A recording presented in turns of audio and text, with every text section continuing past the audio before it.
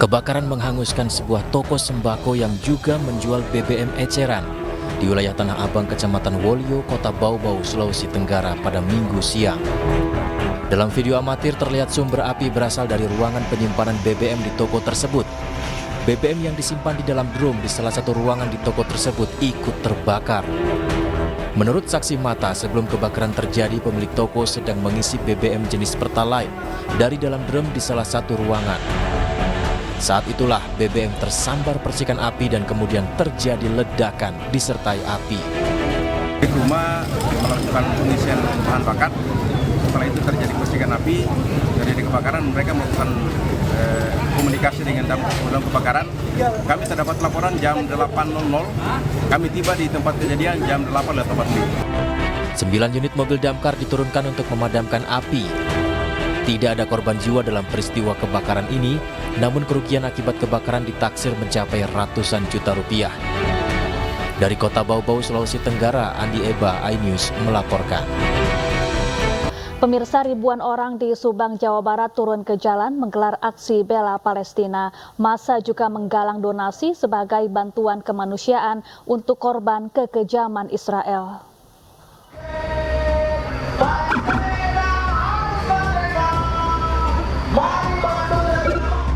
Ribuan orang berkumpul dan berjalan kaki menuju lapangan Bintang Subang, Jawa Barat Minggu pagi. Mereka menggelar aksi bela Palestina dan mengecam kekejaman Israel yang kian brutal di Gaza. Massa berorasi mendesak kemerdekaan Palestina.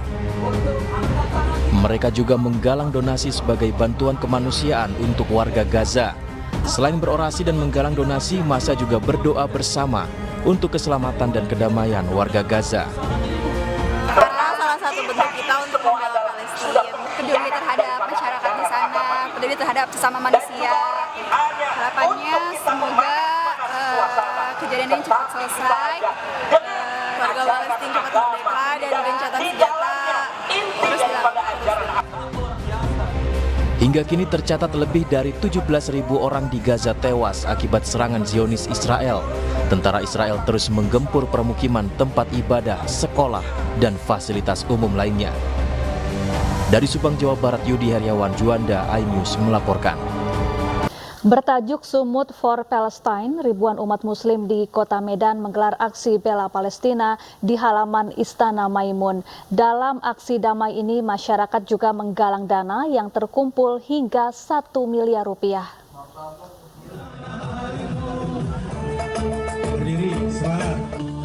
Ribuan warga yang tergabung dalam Aliansi Rakyat Indonesia Bela Palestina, Ormas Islam di Sumatera Utara dan tokoh lintas agama menggelar aksi damai bela Palestina. Bertajuk Sumut for Palestine, warga memadati halaman Istana Maimun Medan hingga jalanan pada Minggu pagi. Dalam aksinya, massa menuntut Israel menghentikan genosida di Gaza serta memberikan kemerdekaan untuk rakyat Palestina. Massa aksi juga terus menyerukan gerakan boikot produk yang berafiliasi dengan Israel dan membangkitkan sentra UMKM lokal untuk meningkatkan perekonomian Indonesia. Tuntutan kita tetap, Indonesia akan memperjuangkan bersama rakyatnya sampai Palestina merdeka dan mudah-mudahan pembantaian kemanusiaan juga dihentikan. Ya, agenda penting juga adalah melanjutkan boikot, tentu dengan menghidupkan sentra-sentra ekonomi, UKM-UKM dalam negeri, dan mudah-mudahan juga terbangun jaringan-jaringan ekonomi baru di kalangan masyarakat Indonesia sehingga ekonomi Indonesia semakin baik dan bisa membantu saudara-saudara kita di Palestina. Usai melakukan aksi damai, massa melakukan penggalangan dana dan terkumpul 1 miliar rupiah. Donasi ini akan diserahkan langsung kepada warga Palestina untuk memenuhi kebutuhan di sana. Dari Medan, Sumatera Utara, Ahmad Ridwan Nasution, iNews melaporkan. Kita beralih ke informasi lain, pemirsa. Ratusan etnis Rohingya kembali terdampar di pesisir Desa Blangraya, Kecamatan Muara Tiga Laweng, Kabupaten Pidi Aceh pada Minggu pagi. Para Rohingya saat ini sedang didata oleh pihak petugas di tepi pantai.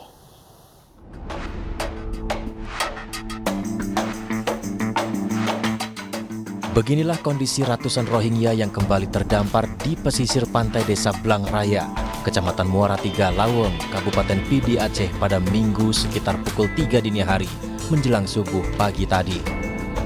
Menurut masyarakat setempat, kapal kayu yang digunakan oleh ratusan etnis Rohingya tersebut sempat terlihat sekitar pukul 1 dini hari yang berlayar di seputar pesisir, namun sempat digiring ke laut lagi.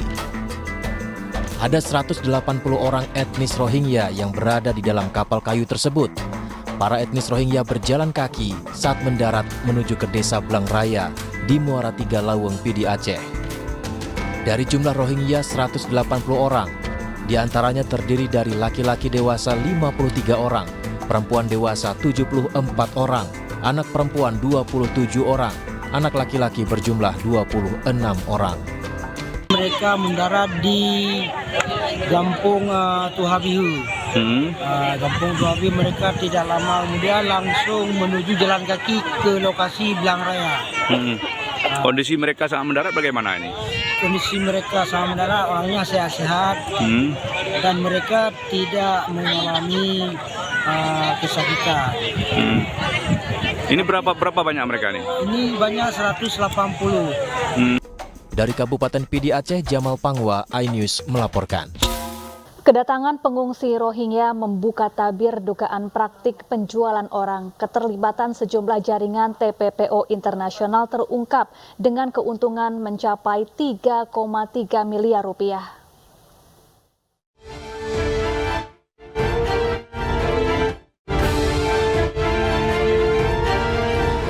Membludaknya pengungsi Rohingya sejak pertengahan November 2023 di sejumlah pantai di Provinsi Aceh kini menuai perdebatan.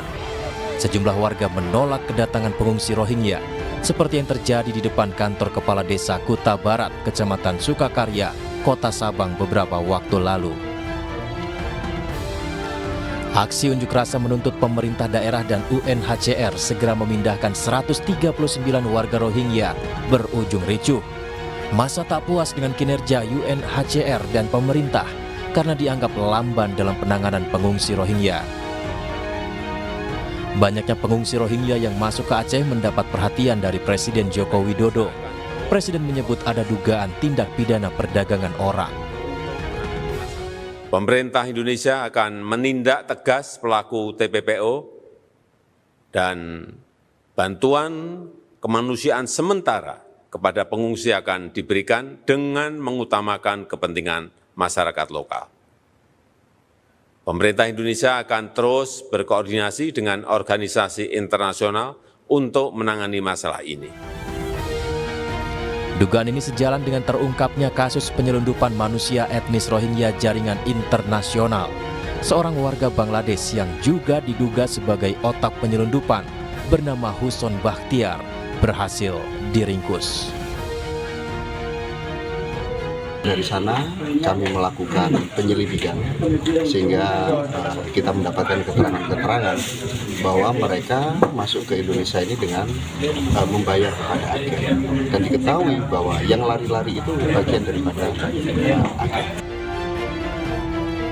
Pelaku membawa para pengungsi Rohingya dari Bangladesh ke perairan Aceh, Indonesia dengan menggunakan kapal kayu. Setiap pengungsi Rohingya dikenakan biaya 50.000 taka atau sekitar 7 juta rupiah untuk anak-anak dan 100.000 taka untuk dewasa atau 14 juta rupiah.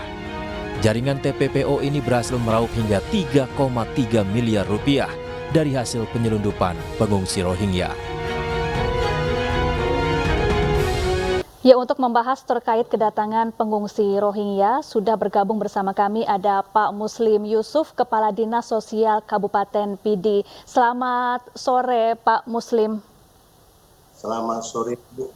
Ya, Pak Muslim, ada berapa jumlah pengungsi Rohingya yang hari ini kembali tiba di sana? Jumlah pengungsi Rohingya tiba di Muara Tiga Kabupaten Pidi sebanyak 180. Baik, saat ini para pengungsi Rohingya apakah masih berada di tepi pantai atau sudah dipindahkan ke kamp pengungsian di sana? Sebanyak 180, Bu. Ya, saat ini apakah mereka masih berada di tepi pantai atau sudah dipindahkan ke kamp pengungsian di sana, dan bagaimana kondisi mereka, Pak Muslim? Ali, minta tolong Ali. Mereka masih berada di pinggir pantai dari tadi malam sampai sore ini. Mereka belum dipindah ke tempat pengungsi. Baik, berdasarkan cerita dari para pengungsi Rohingya yang baru tiba hari ini di Kabupaten Pidi, bagaimana mereka kemudian bisa berlayar hingga akhirnya tiba di Kabupaten Pidi Aceh ini, Pak Muslim? Mereka tiba pada jam 3 malam oleh masyarakat tahu sudah ada pengungsi, sudah berada di pantai. Oke, bagaimana reaksi warga di sana? Mengingat sebelumnya banyak warga Aceh yang menolak kedatangan pengungsi Rohingya di wilayah mereka. Banyak masyarakat Kabupaten Pidi menolak kedatangan pengungsi yang ada di Kabupaten Pidi, apalagi yang datang baru-baru ini, semalam datang itu akan mereka menolak kehadiran mereka. Baik, lalu bagaimana dengan bantuan kemanusiaan yang diberikan kepada para pengungsi Rohingya di sana, Pak? Apakah betul mengenai kabar yang beredar bahwa para pengungsi ini banyak yang menolak bantuan yang diberikan oleh pemerintah setempat? Pemerintah tidak memberikan bantuan kepada pengungsi, cuma yang diberikan bantuan itu berupa makanan adalah yang diberikan oleh UNHCR atau YOM. Baik, kemudian sejauh ini bagaimana koordinasi dengan pemerintah pusat dan juga dengan pihak UNHCR mengenai penanganan para pengungsi Rohingya yang terus berdatangan ke Aceh? Kami selalu berkoordinasi dengan mereka adalah supaya segera dipindahkan ke negara ketiga. Apakah sudah ada informasi atau keputusan kira-kira sampai kapan para pengungsi ini berada di Aceh dan nantinya akan dipindahkan kemana, Pak Muslim? Sampai sekarang belum ada keputusan pemindahan. Baik, Pak Muslim, kemudian bagaimana sebetulnya kondisi keamanan laut di wilayah Aceh sehingga kapal asing bisa dengan mudah masuk ke tepi pantai di Aceh? Itu saya tidak bisa jawab, yang bisa jawab adalah Angkatan Laut.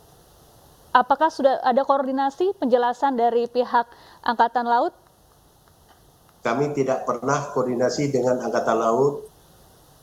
Baik. Baik, terima kasih Pak Muslim Yusuf, Kepala Dinas Sosial Kabupaten Pidi Aceh telah bergabung bersama kami di iNews Sore. Pemirsa, akibat listrik padam, para pengungsi di lokasi pengungsian Rumah Susun Puspa Agro Sidoarjo, Jawa Timur mengamuk. Bahkan para pengungsi bertindak anarki dengan memecahkan kaca jendela dan merusak berbagai fasilitas.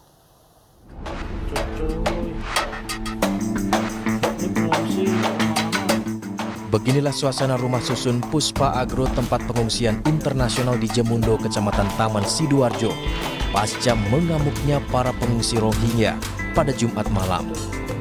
Pengungsi Rohingya di lokasi ini diduga mengamuk lantaran aliran listrik di rumah penampungan tersebut padam akibat adanya kebakaran di sebuah gudang aplikator belanja online. Para pengungsi yang merasa terganggu aktivitasnya mengamuk dan memecahkan kaca jendela serta merusak berbagai fasilitas di lokasi pengungsian.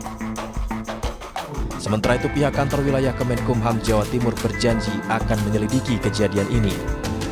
Dengan terjadinya kejadian perusakan, maka pihak Rumah Detensi Imigrasi beserta jajaran Divisi Imigrasi akan melakukan penyelidikan dan membangun komunikasi dengan stakeholder terkait. Direncanakan Senin 11 Desember akan diadakan rapat dengan lembaga IOM untuk membahas persoalan yang terjadi dan mengantisipasi agar kejadian ini tidak meluas dan berdampak luas di tengah-tengah masyarakat.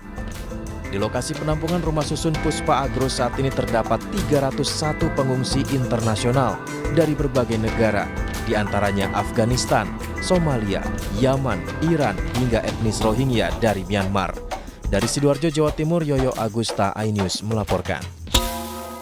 Satreskrim Polres Sukabumi Kota masih menyelidiki kasus dugaan perundungan atau bullying yang menimpa seorang siswa sekolah dasar di Sukabumi, Jawa Barat. Dalam kasus ini, polisi telah memeriksa 10 saksi.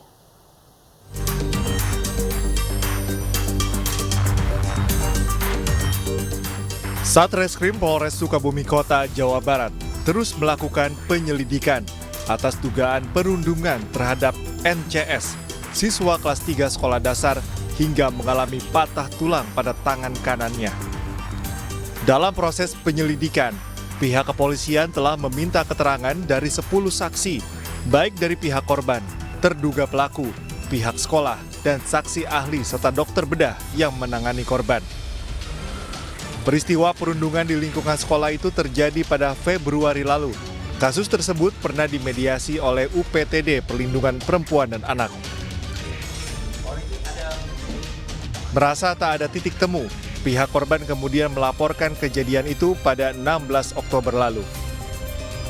Selain mengalami perundungan dari temannya, korban diduga mengalami intimidasi dari oknum guru dan kepala sekolah untuk bungkam dan tidak menceritakan kejadian sebenarnya kepada orang lain, termasuk kepada orang tuanya.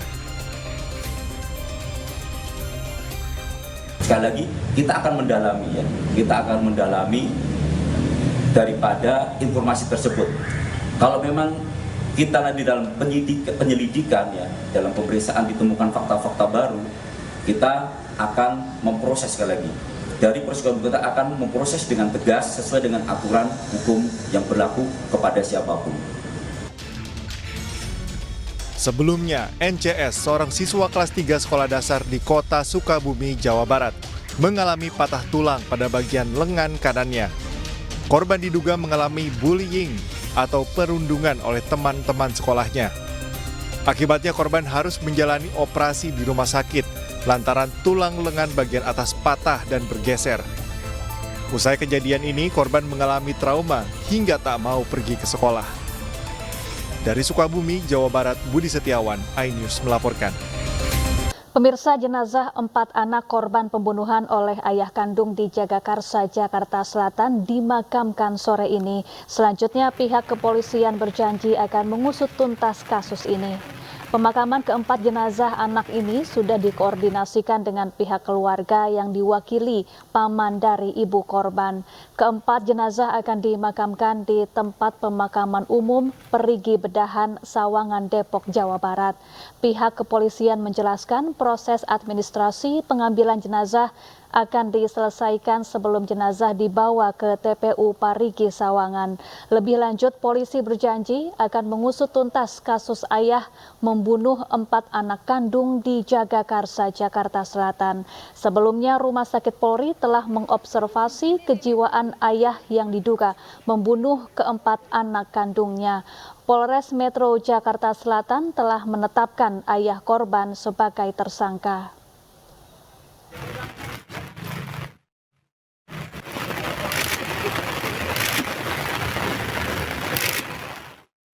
Dan pemirsa, untuk mengetahui suasana terkini pemakaman sudah ada rekan kami Iyung Rizky di TPU Bedahan Kampung Perigi Sawangan, Depok, Jawa Barat. Selamat sore Iyung, apakah proses pemakaman keempat jenazah anak yang dibunuh ayah kandungnya ini sudah selesai dilangsungkan?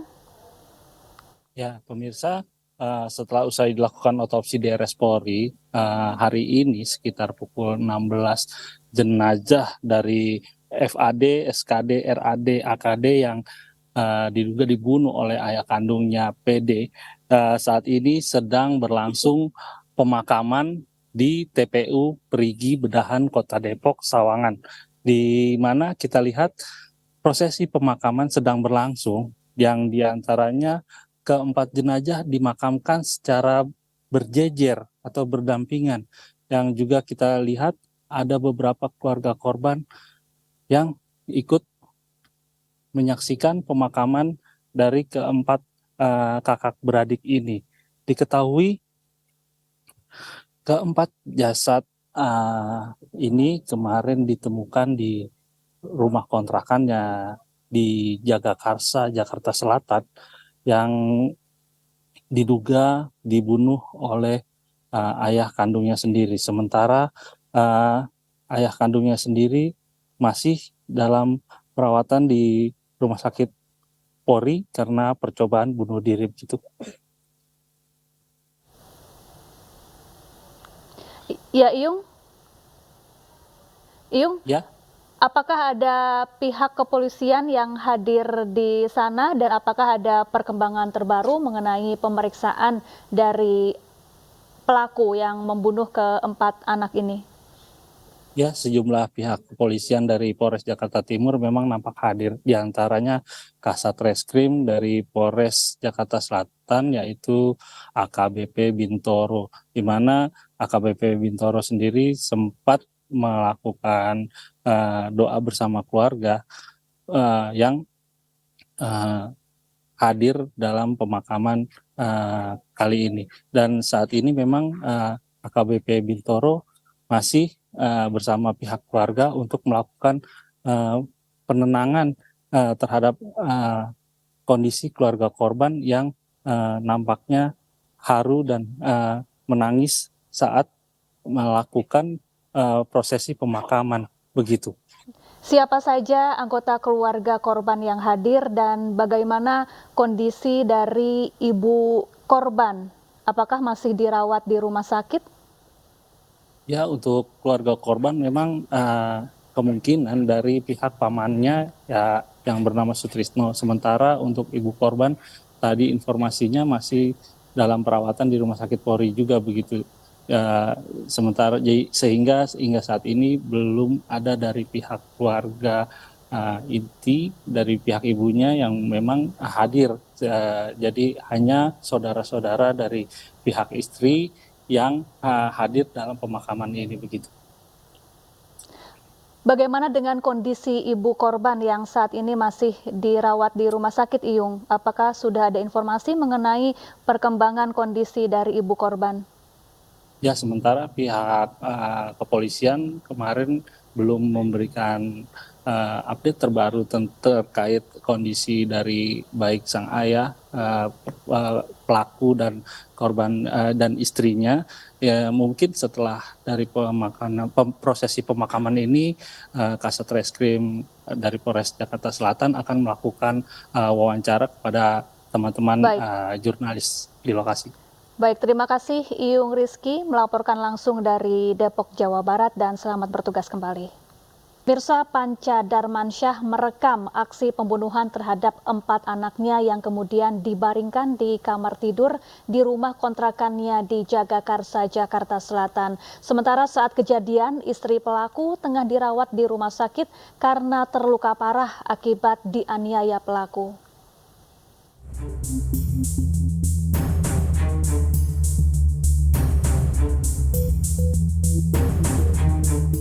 Malangnian, nasib 4 bersaudara, VA, SP, AR, dan AS. Mereka tewas di tangan ayah kandungnya, Panca Darmansyah, di sebuah rumah kontrakan di Jagakarsa, Jakarta Selatan. Hari itu Rabu 6 Desember 2023, warga curiga dengan bau tak sedap di rumah kontrakan pelaku. Apalagi warga kerap mendengar pertengkaran di rumah ini, dan sudah 4 bulan pelaku belum membayar uang sewa. Setelah diperiksa, 4 anak penghuni rumah ditemukan tewas terbaring di dalam kamar. Anak tertua berusia 6 tahun, sedangkan yang paling kecil berusia 1 tahun. Sementara ayah keempat anak tak berdosa ini tergeletak di kamar mandi. Pelaku lemas dan tangannya penuh luka. Pelaku berupaya bunuh diri, namun gagal. Selain itu, di lantai rumah terdapat pesan untuk istri pelaku yang ditulis menggunakan darah.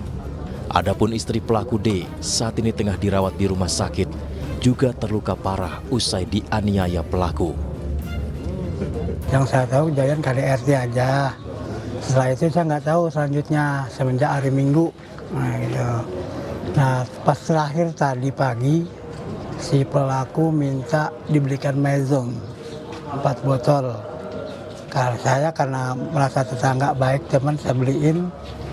Saya Sampai rumah, saya ketok pintunya, saya bilang, "Bang, ini manajernya." Dia bilang, "Taruh aja depan pintu." Yaudah, setelah itu saya tinggal. Jadi nggak sempat masuk? Nggak sempat masuk. Nah, setelah itu saya pergi sama istri, tetangga nelpon kejadian kayak gini. Gitu. Pasca istri pelaku dirawat, keluarga korban telah melaporkan kasus KDRT ini ke polisi, namun belum sempat diusut tuntas. Padahal, jika terjadi dugaan KDRT, orang-orang terdekat pelaku seharusnya segera dievakuasi dan dijauhkan dari pelaku. Apalagi sudah ada laporan polisi dan dalam hal ini ibunya sudah masuk rumah sakit karena mendapatkan tentunya trauma di badan secara fisik. Dan harusnya memang harus disingkirkan, dalam arti dipisahkan daripada pelaku yang melakukan KDRT tersebut, dan ini tidak dilakukan.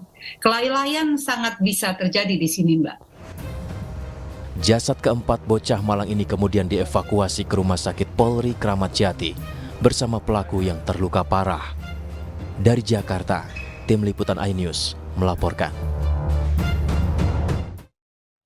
Pemirsa, setelah akses komunikasi pesan singkat WhatsApp milik seniman Butet Kertarejasa dilumpuhkan, kini grup-grup yang ada di akun WhatsApp Butet disusupi nomor tidak dikenal.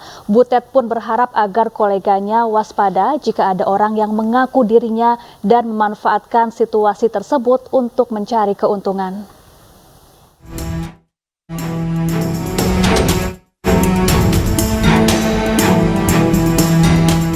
Seniman Butet Kertarejasa mengaku saluran komunikasinya di telepon seluler dan aplikasi WhatsApp lumpuh.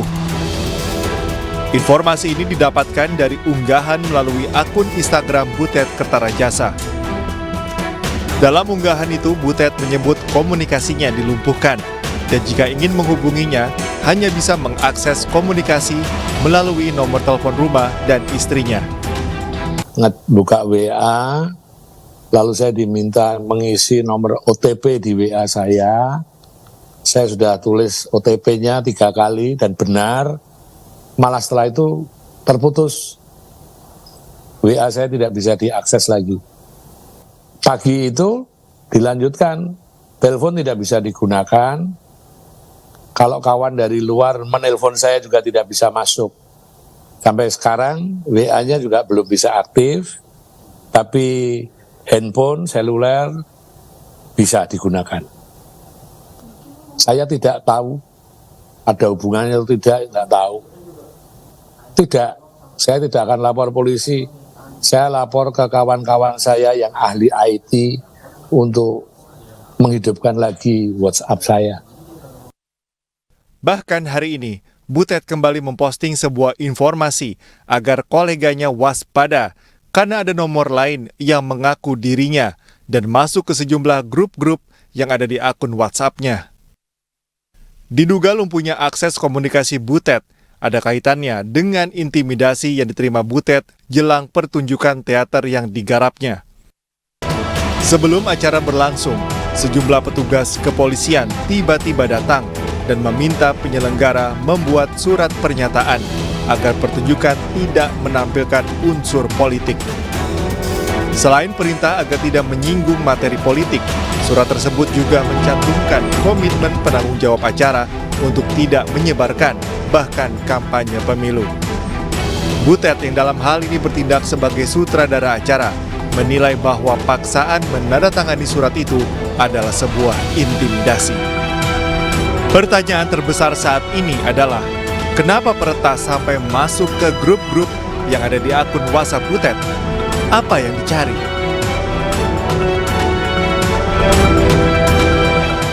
Ya, seniman Butet Kertarejasa mengaku akun WhatsApp-nya diretas dan ada nomor tak dikenal yang masuk ke grup-grup di akun miliknya. Apa yang dicari peretas? Untuk membahasnya sudah bergabung bersama kami ada pakar telematika Roy Suryo. Selamat sore Mas Roy Suryo, apa kabar? Alhamdulillah, baik Pak Sarhati. Selamat sore juga semua pemirsa iNews di mana saja berada. Baik, Mas Roy, akun WhatsApp Butet Kertarejasa mendadak lumpuh, kemudian ada nomor-nomor tak dikenal masuk ke dalam grup-grup WA di akun WA Butet Kertarejasa. Kalau menurut Anda, apakah ini jelas merupakan suatu bentuk peretasan? Ya, kalau peretasannya jelas, tetapi motifnya apakah ada hubungannya langsung dengan ibaratnya intimidasi yang kemarin terjadi pada rekan saya, sahabat saya Mas Butet atau tidak, itu mesti ada penelitian lebih lanjut lagi ya, penyidikan. Tapi kabar terbaru sebenarnya hari ini per pagi tadi, hari Minggu, itu alhamdulillah Mas Butet sudah bisa akun WA-nya aktif lagi ya, dan mohon juga dijaga betul untuk teman-teman yang lain juga ya, aktifkan two factor authentication ya. Jadi two factor authentication itu artinya supaya kita kalau ada orang yang kemudian memasukkan nomor handphone kita dan kemudian ingin menginstal WhatsApp kepada gadgetnya orang lain, kita akan diberitahu. Nah, apa yang terjadi pada Mas Butet ini, kenapa saya bilang, Mbak, ada dua kemungkinan, masih ada dua kemungkinan apakah ada hubungannya langsung atau tidak.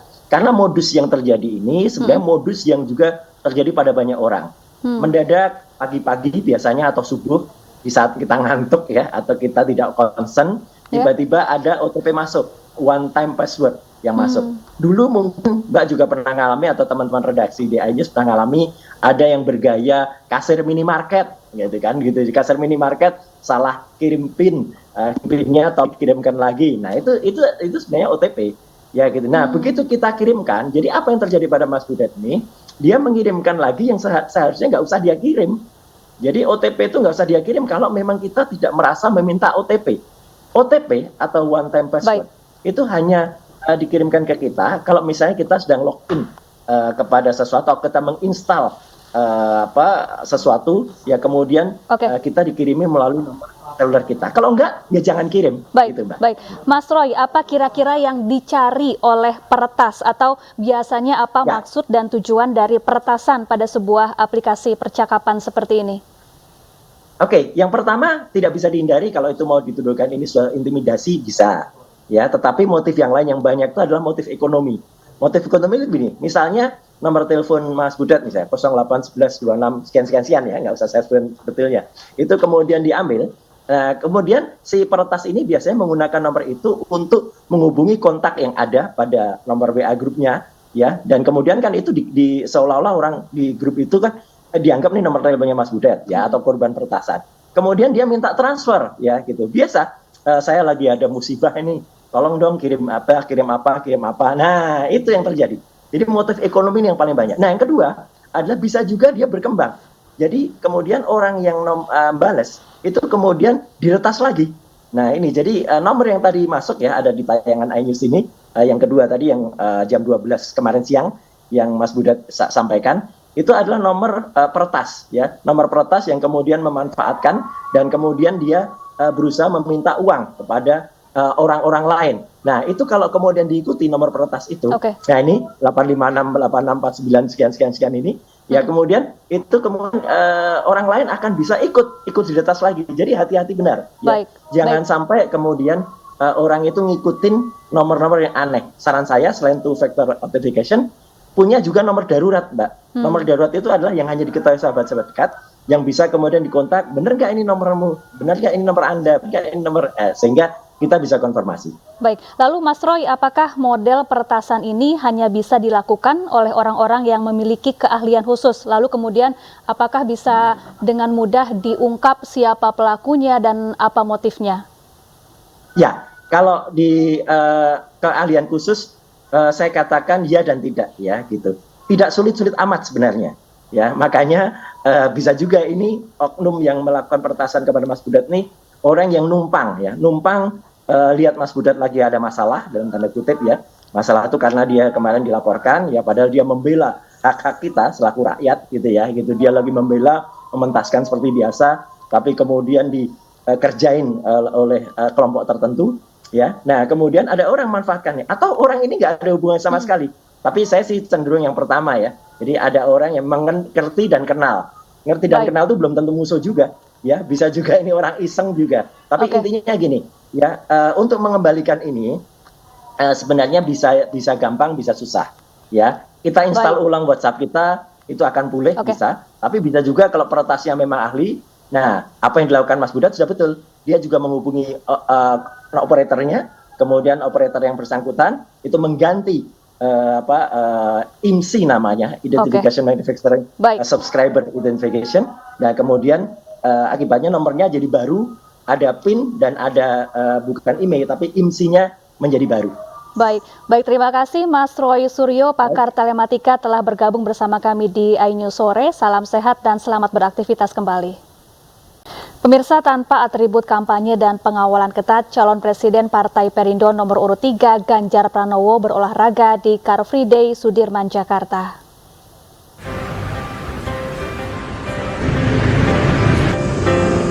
Hari ini calon presiden Partai Perindo nomor urut 3 Ganjar Pranowo melakukan kegiatan berolahraga di Car Free Day Sudirman, Jakarta.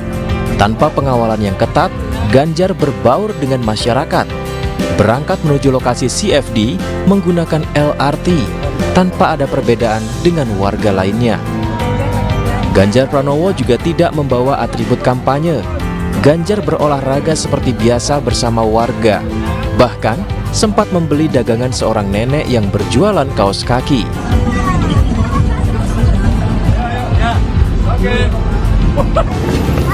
Karena tidak ada pengawalan yang ketat, tak jarang warga kaget dan langsung mendatangi Ganjar Pranowo untuk sekedar bercengkrama ataupun meminta foto. Seperti yang dilakukan anak kecil yang satu ini, yang langsung mendekati Ganjar Pranowo saat berolahraga pagi.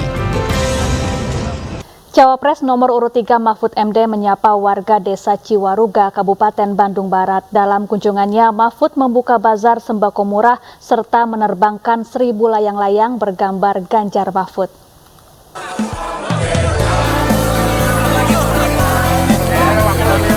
Calon Wakil Presiden nomor urut 3 Mahfud MD menyapa warga desa Ciwaruga, Kabupaten Bandung Barat pada Minggu pagi. Kedatangan Mahfud langsung disambut antusias warga. Selain menyapa para simpatisan, dalam kunjungannya Mahfud MD sekaligus membuka bazar sembako murah serta menerbangkan 1000 layang-layang bergambar paslon nomor urut 3 Ganjar Pranowo Mahfud MD. Tadi ada pasar murah, Helaran namanya, jadi lalu ada lepas layang-layang. Ini kan biasa kesenangan rakyat. Kita juga waktu kecil dulu. Dan ini pasar murah ini diselenggarakan. Istri calon Presiden Ganjar Pranowo, Siti Atiko, menghadiri kegiatan senam sehat di Taman Situ Gintung, Tangerang Selatan. Selain itu, Atiko juga mengajak warga untuk menciptakan gaya hidup sehat sejak dini.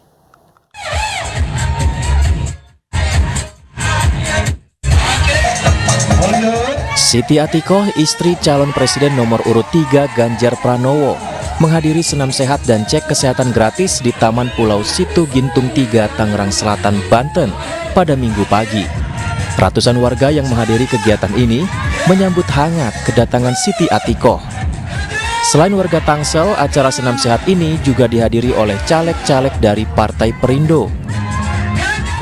Siti Atiko mengaku bahagia bisa menghadiri acara senam sehat ini dan mengajak warga untuk melakukan gaya hidup sehat. Tentu bahagia ya, karena ini kan salah satu kita berkampanye untuk healthy lifestyle, gaya hidup sehat. Salah satunya itu dengan olahraga, kemudian makanan yang berimbang. Ini dengan berolahraga kan juga ketemu dengan banyak orang, akan menciptakan juga silaturahmi dan mereka itu healing yang secara sederhana. Dan ini juga acaranya bagus sekali karena juga diintegratedkan dengan pemeriksaan kesehatan. Selain itu, menurut Siti Atiko, cek kesehatan gratis juga sangat bermanfaat bagi warga untuk melakukan deteksi dini penyakit, sehingga bisa merubah gaya hidup menjadi lebih baik. Dari Tangerang Selatan, Banten, Nunung Purnomo, iNews melaporkan.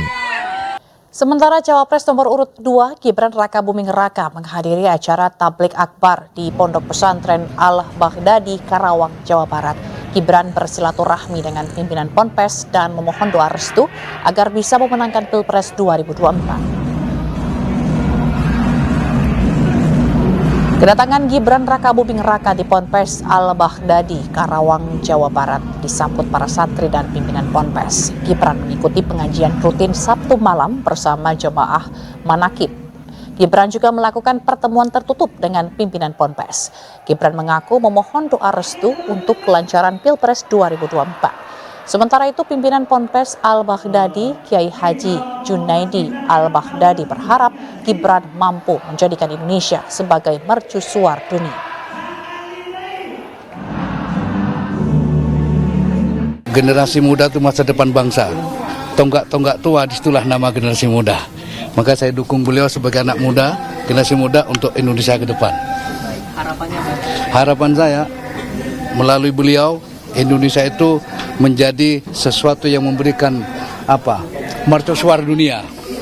Debat Cawapres atau Capres-Cawapres 2024 yang terbagi dalam 5 sesi meliputi 3 kali debat Capres dan 2 kali debat Cawapres. Pada debat Capres pertama akan berlangsung pada 12 Desember 2023 dengan tema pemerintahan, hukum, HAM, pemberantasan korupsi, penguatan demokrasi, peningkatan layanan publik, dan kerukunan warga.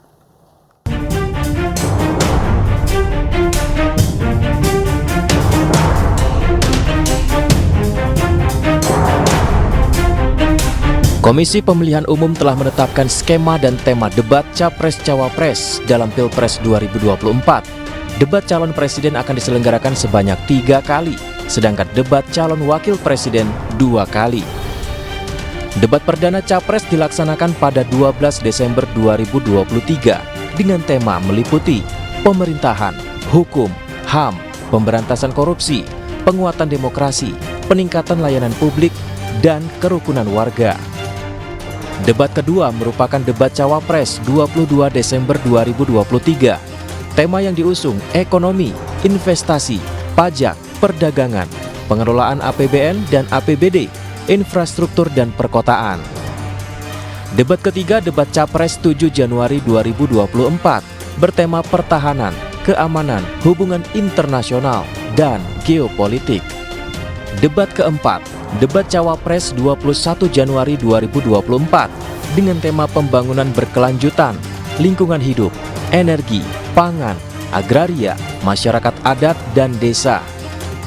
Debat kelima, debat Capres 10 Februari 2024 mengangkat isu kesejahteraan sosial, kebudayaan, kesehatan, ketenagakerjaan, sumber daya manusia, dan inklusi. Debat akan berlangsung selama 2 jam. Ada 11 panelis yang disiapkan untuk debat Capres pertama.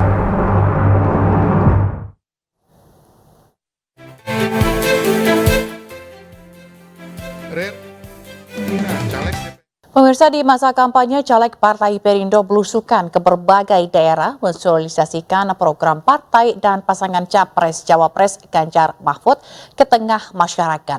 Tidak hanya itu, posko pemenangan di berbagai daerah juga dibentuk sebagai kekuatan pemenangan.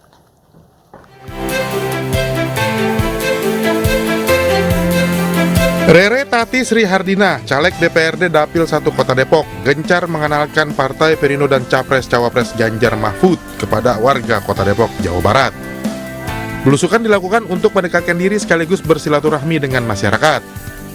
Partai Perindo lebih dikenal lagi dan meningkatkan elektabilitas Partai Perindo, dan kita membuktikan bahwa kita harus menyentuh ke setiap lapisan masyarakat. Mensejahterakan warganya dan juga kami tetap bersinambungan dengan beliau agar beliau tetap menjadi pemerhati di warga kami. Sementara itu, Ketua DPW Partai Perindo Provinsi Papua, Raflus Doranggi, meresmikan posko pemenangan untuk caleg DPR RI Dapil Papua, Pendeta Edi Rante Tasak, dan caleg DPRD Papua Dapil 1, Mika Sapan. Dengan diresmikannya posko sore ini, maka itu menjadi tonggak pendorong bagi kami untuk mengkonsolidasikan semua kekuatan dan menggerakkan potensi yang ada melalui tim yang sudah dibentuk. Meramu seluruh strategi untuk pemenangan yang diutamakan bagaimana kita bisa meraih kursi DPR RI, karena kursi DPR RI dari Papua hanya 3 kursi, dan kita berharap dari 3 kursi itu 1 diperoleh oleh Perindo. Kader dan caleg Partai Perindo optimis dapat meraih kemenangan pada pemilu 2024 mendatang, serta mengantar pasangan Capres-Cawapres Ganjar Mahfud sebagai pemimpin masa depan. Tim Liputan iNews melaporkan. Pemirsa, pernikahan sesama jenis di Cianjur, Jawa Barat viral di media sosial. Hal tersebut terbongkar setelah 3 hari usai melakukan pernikahan secara siri. Diketahui bahwa mempelai laki-laki dalam pernikahan tersebut merupakan seorang wanita.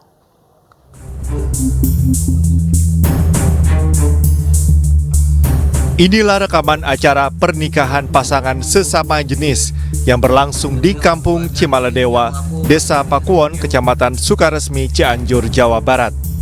Pernikahan yang dilakukan secara siri ini disaksikan oleh orang tua atau wali kedua mempelai dan disaksikan oleh tokoh agama setempat, keluarga, dan tetangga. Pernikahan ini berlangsung pada tanggal 28 November 2023 lalu.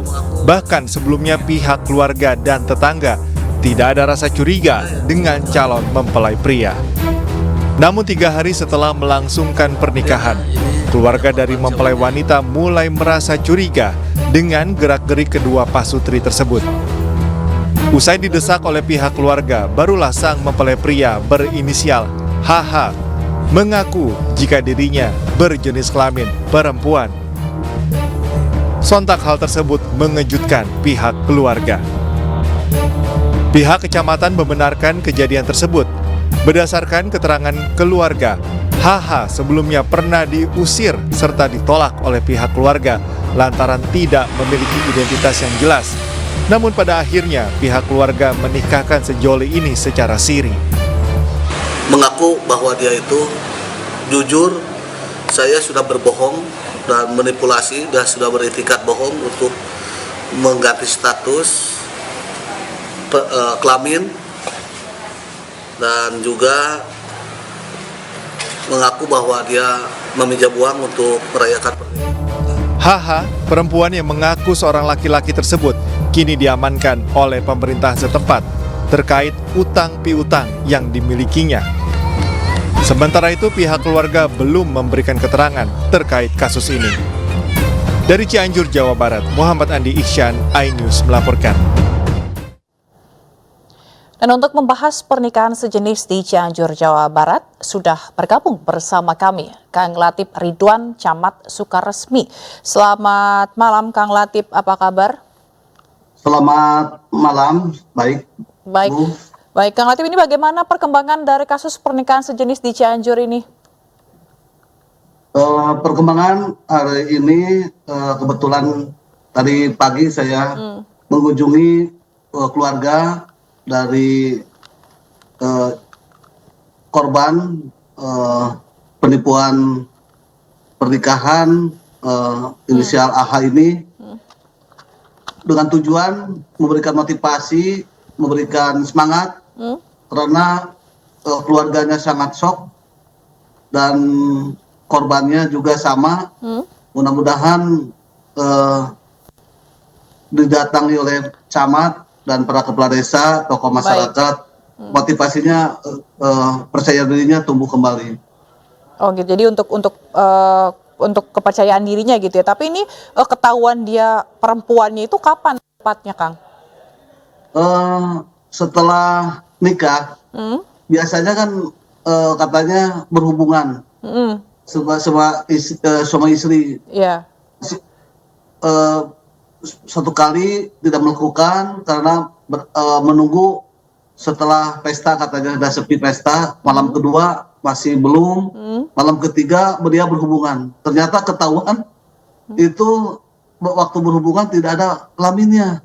Jadi dia lapor kepada kedua orang tuanya bahwa suaminya itu tidak ada kelaminnya. Disitulah kecurigaan itu tumbuh dengan fakta-fakta secara fisik dan dipaksa untuk dibuka oleh keluarganya. Oh baik, tapi memang istri ini atau pasangannya ini tidak ada merasa keanehan begitu, Kang, kejanggalan gitu terhadap pasangannya ini, terhadap ini? Udah, karena ini kan kasusnya perkenalannya melalui media sosial. Baik. Dari pertama dia datang ke Sukaresmi, ke Cianjur itu dari Kalimantan itu, dia diusir pulang ke Kalimantan. Setelah itu masih komunikasi melalui WA, dia dipertegas sama istrinya itu, yang korban itu dipertegas, kamu apakah wanita, apakah laki-laki? Laki-laki, dan memperlihatkan alat vitalnya. Ternyata ditanya alat vital siapa itu? Alat vital temannya katanya. Oh, jadi sempat menunjukkan alat vitalnya untuk meyakini istrinya ini gitu ya, tapi ternyata ini bukan miliknya begitu. Iya. Baik, dari saat itu korban percaya berarti? Iya, percaya. Oke, bahwa baik. Yang dia hubungi pacaran itu adalah betul-betul laki-laki. Laki-laki, oke, baik. Lalu katanya sempat ditolak ya, Kang, pernikahannya. Tapi kenapa akhirnya dilangsungkan? Iya.